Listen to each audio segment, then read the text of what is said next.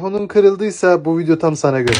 Sitemiz ifixit.com. Ekran görüntüsü almak isteyenler alabilir. Tamir edeceğim telefonumu şimdi buradan aratıyorum. Gördüğünüz gibi çıktı. iPhone 6 tamir bölümüne girdim. Hangi parçayı değiştirmek istiyorsam buradan seçiyorum. Örnek olarak ekranı değiştireceğim. Bakın tüm adımları açıklamalarla beraber anlatıyor. Tabii bu sadece telefonla da sınırlı değil. Örneğin tablet, otomobil ve kamyon, giyim, kamera, ev aletleri ve diğer elektronik cihazlar. Peki dostlar siz ne düşünüyorsunuz yorumlarda belirtin. Bunun gibi videolar için takip etmeyi unutma.